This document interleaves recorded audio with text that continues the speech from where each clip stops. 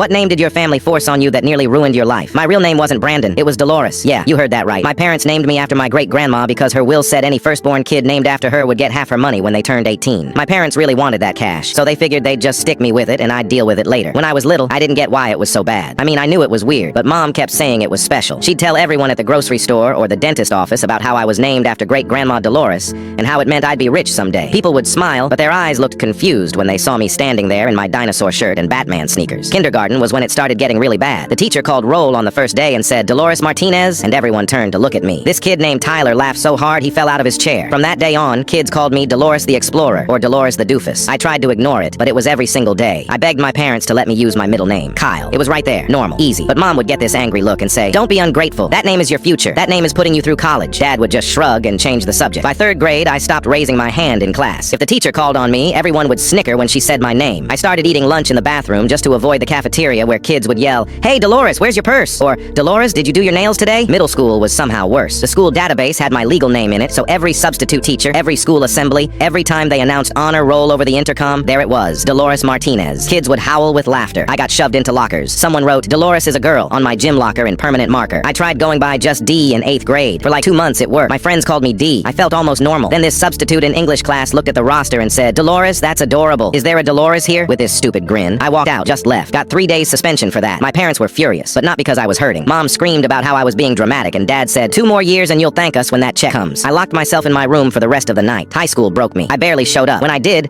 I kept my head down and didn't talk to anyone. I wore the same black hoodie every day and sat in the back corner of every class. I started scratching lines into my arm with a paperclip during lunch just to feel something I could control. Senior year, I applied to this amazing film school in California. I'd wanted to go there since I was 12. I spent months on my application, my portfolio, everything. But when I submitted it, the system flagged me. My legal name on my transcripts didn't match the name on my application. I'd used Brandon Kyle because I couldn't stand seeing Dolores anymore. They rejected it, said I had to resubmit with matching documents. By the time I figured that out, the deadline had passed. I didn't get in. I spent my 18th birthday in my room. Mom kept talking about the money, about how we'd finally planned a big party to celebrate. The lawyer called that afternoon. The executor of the will wanted to meet with me. Turns out great-grandma's executor was this older lady named Ms. Pruitt, who'd known my great-grandma really well. She sat me down in her office and said, "Your great-grandmother wanted to help someone who carried her spirit, not someone she destroyed. I've seen what this did to you." She told me I'd have to prove in court that the name caused real harm before I could get the money. Mom lost it, started yelling about how I was selfish and dramatic. Dad didn't say anything. I got a lawyer. It took 2 years. I had to bring in my old teachers who testified about how I stopped participating in class. My middle school counselor talked about the bullying reports. I had to show my medical records from therapy. Had to admit in front of a courtroom that I'd hurt myself because I hated my own name so much that I hated myself. The judge finally ruled in my favor. I got the money. That same week, I went to the courthouse and legally changed my name to Brandon Kyle Martinez. I watched them stamp the papers and I cried right there at the desk.